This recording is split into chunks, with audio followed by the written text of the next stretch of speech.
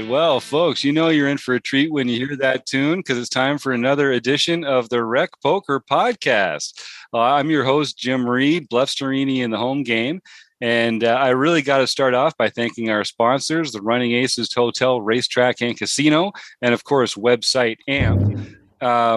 I also got to thank our other Wrecking Crew members who get to join me here every week talking about poker in the forums edition of the Rec Poker Podcast.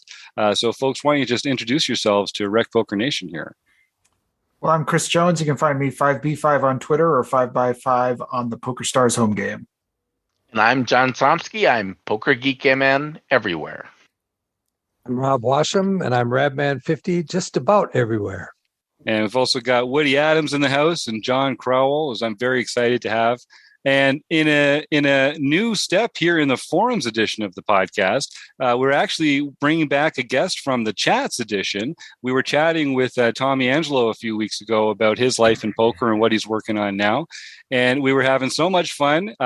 He was talking about this new style he's taking to poker. He had some hands he wanted to discuss. And we put the hook out there and he bit and said he was going to come back and talk about these hands on the forums edition. So, Tommy, thank you so much for coming back on the show, man. My pleasure. Love talking poker. Well, you've been establishing yourself in the poker world for a long time, and you've kind of become synonymous with mum poker and playing real tight out of position, so you avoid these kind of painful poker circumstances. But I don't want to say you've turned over a new leaf, but you're trying some different things. What's going on with that? Talk to me about that a little. Well, actually, what happened is I turned over an old leaf. That's exactly the best way to put it. And yes. So what happened was, it's hard to summarize someone playing style, especially since things change constantly and everything. But the very beginning of No Limit, I started playing No Limit regularly in public rooms in 1997 when I moved to California because they already had that going here, like 13 years ahead of everybody else or whatever number of years. And back then there was only one book worth anything. This is even before Harrington's books or anything, right? So at that time, I had read the No Limit section of this book so many times. This is my second copy. My first one literally just fell apart. But I wasn't hardly ever playing it, right? During the 90s. Right. Okay. This book came out in the 80s. And when I first started playing, I was doing this stuff Doyle said. And I just want to give you some examples here. Well, reading from the scripture. Yeah, no kidding. Like me, all the top players know you have to be extremely aggressive to be a consistent winner. You have to bet all the time. If I find somebody I can keep betting at and he keeps saying, take it, Doyle, well, I'm going to keep pounding on him. I'm not going to let up. And that poor guy never will win a pot for me. He's going to have the nuts to call me. Okay. I lived and breathed by this during my first years of playing No Limit. And I was also a limit player, and we played super fast. We didn't think. We just played, right? And so when I was playing in the big game at Lucky Chances, which that's what we called it, was 1,000 minimum buy-in, and the blinds were effectively 20-40, okay, with the kills and all this stuff. That was a huge game. For my bankroll at the time, I would buy in for 1,000, play super nitty, just hope to get lucky, basically. Did not play the style at all. But even during those years, they had a 2-5 game that played many nights at a place called Pacific News in San Mateo. Started at 7 o'clock, one table casino. And then in that game, I was playing this style. Right. All the way back to 2000 and early years. Okay. So then gradually over time, starting around 2008, I started developing a more consistently, because I wanted to end all pre-flop leaking ever in my own personal world. I started making tighter rules for myself, especially out of position. And I was playing more of a fit and fold game out of position, but still playing aggressively in position. Once I'm into the flop, if I'm in last position, as I've said in a tweet, I have larceny in my heart. Okay. I didn't always have larceny in my heart when I was, seeing the flop from the blinds with pocket twos in a 5-way pot, for example. right? Right. Now I do. Okay. So just a couple other quotes here. This came a couple paragraphs before that. The very best players I know are extremely aggressive players, and that's what makes them the great players they are. The more aggressive they are, the better they are. It's that simple. And I firmly believe that's what accounts for the difference between a very good player and a truly top player. It's the dividing line, that's for sure. So I've had pro clients say to me, yeah, you got this style, it works for you, it's winning great and everything, but you could make more.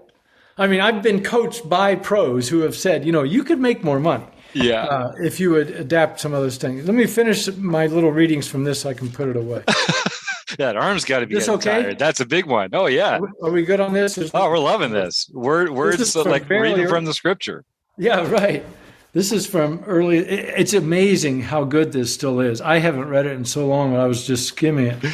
It's phenomenal. So this is a paragraph he bolded. Right? Oh, yeah. Okay. It comes to a point where you have to take a chance. If you want to be a winner, a big winner, and no limit hold'em, you can't play a solid, safe game. You must get in there and gamble. So I don't believe that that's absolutely true. It really depends on how bad they play.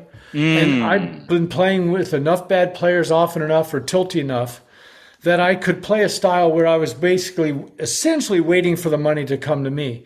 But I was still stealing enough in spots, but I was stealing in spots where I was winning the pots like 90% of the time. Right. Betting like 70% of the pot in bluff situations that are almost guaranteed to succeed. I was passing up on the zillions of other ones where I could bet half pot and it's going to win half the time, which is plenty profitable as that works out, right? So what happened was he says, I'm reaching out, picking up small pots all the time. I'm always betting at those pots, hammering in them. And then one more over here. The accumulation of all those small pots is a big part of my winning formula. So that's all stuff Doyle said. So what happened was I got into Ed Miller's book what happened was they started playing 5-10 at Oaks right down the street from me instead of 2-5. So I started playing 2 or 3 days a week. I don't have any writing projects going. My results have been fantastic, so that got me going. Then right along that same time, I read the first 50 pages of Ed Miller's book, Poker's 1%. And what he said in there about frequencies, this was one of these things that was like, all I needed to do was just like read it one time, and it immediately fit into all of my life experience and everything I already knew. And it gave me the theoretical foundation for what Doyle does and what I was already doing back then. Okay. So now it's to the point where the reason I'm seeing many more flops is because of the bluff potential value that is inherent with just anytime I'm seeing a flop against the right players in the right position. Okay. So let's say I've got 5-6 of diamonds, big blind. A guy opens under the gun whose opening range is just a little bit wide-ish. Okay. And one person calls.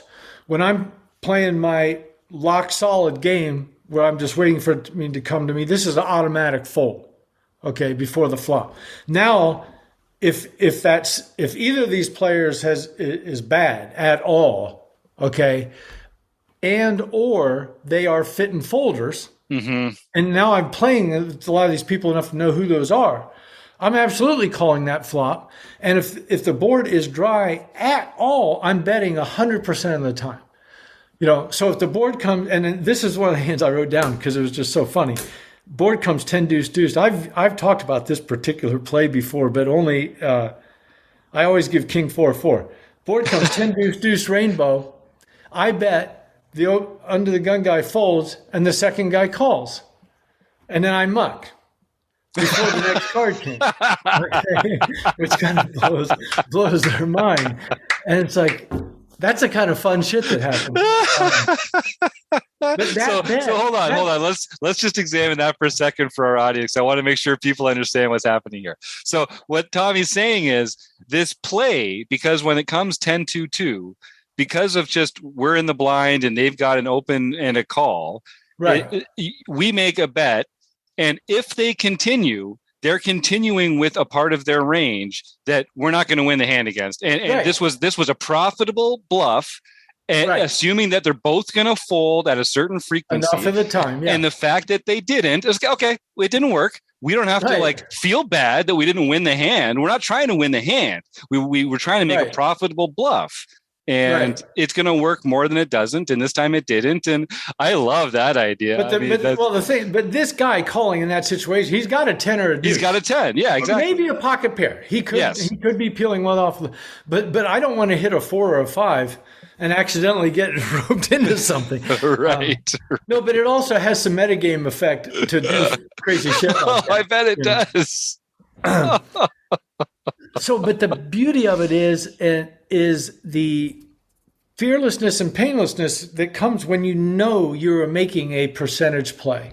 You just know it with nothing, right? So there's no fear, there's no attachment. It's just like whatever. Because fearlessness and painlessness don't always go together in people's minds. Like I think there's something. Often, I think people correspond fearlessness to about to feel pain, like a certain percentage of the time. Yeah. So I like that there, because it's a confidence in the play is what you're like. That's the fearlessness that it sort of separates you from the pain because. Well, to me, they're identical. Fearlessness and painlessness are like the same thing in a sense. Most of the pain we have is some kind of fear. Does anybody else want to say anything? Yeah, guys, of course, feel free to. Non-stop. I mean, that's basically what we want. Yes. We do get a comment. Yeah, Rob, jump in. It's funny when you talk about how when he makes that play, when he makes the call, you automatically know that he has something that you don't want to continue with your hand. Right. And that's kind of how I feel sometimes when I make that 3-bet bluff pre-flop. Right? There's certain hands that you're going to play. And you feel more comfortable playing some of those than you do some of the premiums that you want to continue with. So, for instance, if you have pocket queens and you 3-bet and you get 4-bet, now you're going, oh no. Right. Whereas if you have ace jack offsuit and you 3-bet and you get 4-bet, you go, okay, fold. No problem. No problem. So I know that's exactly what you're saying right there. You're saying that, hey, you make this play and it's a percentage play because most of the time they're going to fold to your 3-bet. But when they don't, it's very easy to throw it away. And you already know you're going to fold if you get raised is what makes it easy. Exactly. Yeah. I love that. And if depending on the exact situation, I call that LMIP, last money in the pot. Before the flop isn't as good an example, but let's say, it's on the flop and you flop top and a guy bets or whatever, and you raise some situation, they come up where when you make when you're making a very thin raise or a very thin value bet, this is it. If they raise, I'm out. If they bet the river, I'm out. I'm done. But that's what we're talking about is that is a fear. There's not much fear involved, which makes it easy. Yeah. Because it also makes it easy to have your mechanics be good. So so another thing I've been doing, and I mentioned this, the other thing is like my continue betting on the turn after I barrel the flop percentage is higher. And I knew after I read what Ed wrote that it had been too low. And now it's like an example I just played this afternoon. I had ace king, a guy made it 30, I made it 90, and got two callers for 90. Cold caller and then the other guy. I know. Welcome to California. So, so there's like 270 in the pot, and I actually buy in short in this game. I start out, it's maximum 1,000. I start out with 300 or 400 and get in some really good short stack situations, and it usually takes about an hour for people to start tilting anyway. So at this moment in the hand, after I bet 90, I had 350 left. So the flop came 8-6-4 rainbow, and I just shoved. Right? It's like if they've got nines, they're going to have to play this hand. And the beauty of it is nobody called this particular time, but if somebody calls, I roll it immediately every time. Because it's my turn to show. They go last aggressor shows, right? And but the part I'm excited to share is the absolute lack of fear or regret about any of it. It's just like I've been climbing this mountain for a long time, and it's really a good spot to be in, to be playing really, really aggressive out all the time without any fear. Well, yeah, and when you can see the entire range of your opponent's hands, and like Woody's making a comment here in the chat about like a thin value bet, and how like when you make a thin value bet, part of what you're thinking about is, yeah, they have hands that beat this, and if they're going to raise, I'm going to fold because I'm not worried about a balanced raising position here. I can fold confidently, right, and exactly. feel great about it because my whole strategy is based around the idea that part of their range is going to call, part of their range is going to fold, and part of the range is going to shove. And being able to predict that and kind of baking that into your play, of course, it eliminates the fear, the fear and the pain of it, because no matter what they do, now it's just a question of, oh, this is the time they were going to do that. This is the distribution of the range that they were in at that time. Exactly, and some percentage of their range they're going to raise, right? Yeah, and then you're going to fold every time. Yeah. So what he says, all right, so when we make a thin value bet and we get raised, we should edge towards that fold button. Yeah, usually. I mean, unless unless you've got some crazy tell on them that. But yeah, if you're thinking about it as a thin value bet, when they make that raise, then you're kind of telling yourself already that, you should be edging towards that fold. Yeah, button. Exactly. Yeah. Now, you said it. Now you guys are 100% tournaments, right? No, I mean, as we discussed this, in your mind, you're picturing yourself in tournaments? I think that's probably true for a lot of our audience, but there are some cash players out here too. So. Yeah, I think there's definitely a cash game population. I was thinking in terms of cash games when you were talking. Because I don't know how much of this. I mean, I know the great tournament players are very, very aggressive, and I imagine they're doing a lot of this same stuff I'm talking about all the way through the tournament. Just picking up pots. I don't know. I think there is that kind of small, like there is that strategic difference a little bit. I think between, in fact, Woody made a comment in here earlier. In tournaments, it seems like there's winning the chips that are in there are kind of like more valuable in a way because your stack is so important, and that might influence your decisions a little bit. But I'm always interested in that tension between tournament and cash play as well, because I enjoy both. But I'm not sure I could even very authoritatively speak about how you might play one hand differently in one versus the other. So it is very interesting. But now you mostly play cash. Is 100% live cash for almost 20 years now. And what I don't want to get too far away from what we're talking about here already, but since we're talking about it, we like to find a few rabbit holes along the way here. Sure. So what is it? Is it the deep stacks about cash that make it very different? Is it playing against the same players so that you have a much more intimate knowledge about their playing style? Or as a player of cash, like what are the elements of it that you think make it kind of unique, or that you can have the same 9 guys sitting there playing for 2 days. Right. There's so many differences. It's almost even to even call it differences undersells how different they are. Yep. Man, I can't explain it. It's like you got the guy sitting there in a $1,000 maximum buying game, buying 300 at a time, playing, getting all in once every 8 hands. Right. I mean, it's like the profitability of the game. You can just see it, right? There's no ifs, ands, or buts. I mean, the differences that make me prefer cash game strongly are that my 3 advantages are that I can control when I'm playing. Right. I can control who I'm playing against, and I can play better than they do. In tournaments, I only have one advantage, if I even have that, right? Yeah. And the other thing is, I find it deeply unsatisfying to make 5 really great plays over the course of 3 hours, a great fold, a great this, and then have my whole day come down to waiting for an ace to shove with 12 bigs. I just can't stand that.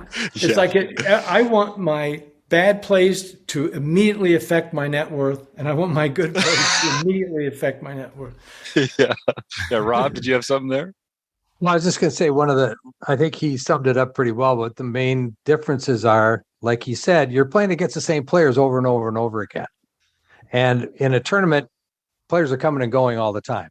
So by the time you figure a person out, he's leaving, going to another table or getting busted out.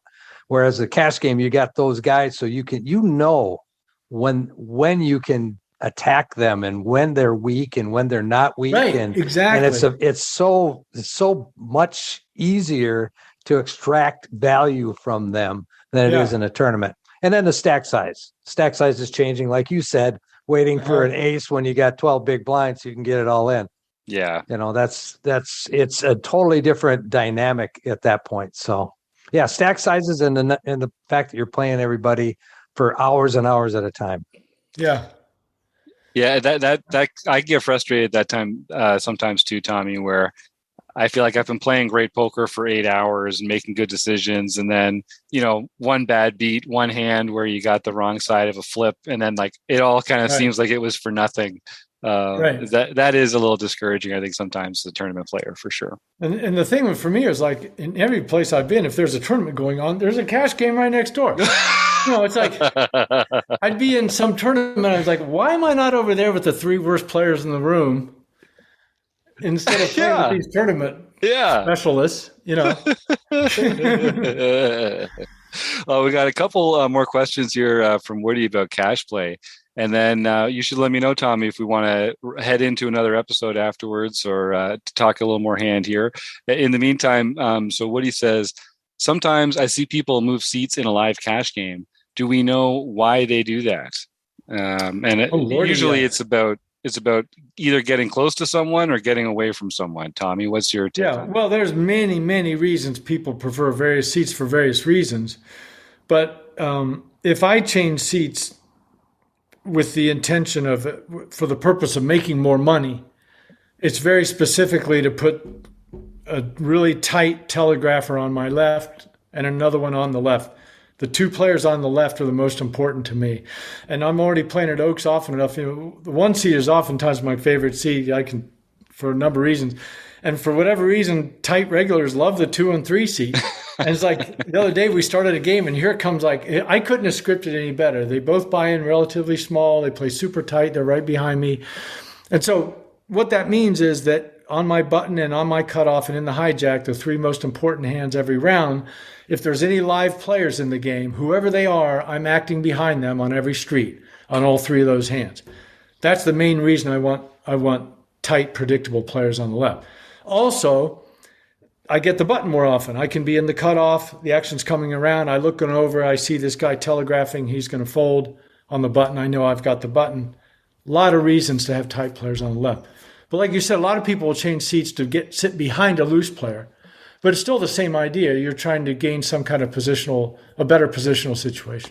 Yep, that's perfect. Yep. And I think people don't quite appreciate how valuable it is having, as you refer to, a telegraphing player to your left when you're in the cutoff. Because it's like playing 2 buttons a lot of the time. Right. And so that's obviously hugely, hugely valuable. Yeah. All right, right on. Oh, we got one more question from Woody here. Is it true what people say that if you spot a player's tell, you don't tell anything? You don't tell them. Is that a rule? What do you do, Tommy, when you spot someone's tell when they're eating the Oreo? What's the protocol there? I would never tell them. There are lots of other things I wouldn't say to them either. I mean, generally speaking, I don't think it's good to just volunteer advice at the poker table at any time, because you might piss the person off just as much as help them,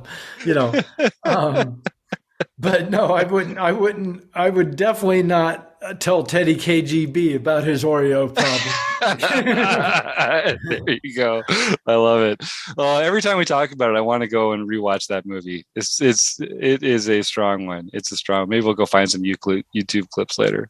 Well, thanks, Tommy. I know it's going to be great to. You're enjoying poker, playing more now than you were before. You're playing more often. You're making more money. You're doing it out of position. It sounds like you cracked the code, man. You got it all figured out. It seems like it right now. Yeah. Maybe I'm just running good, and I'll be singing a different song next week.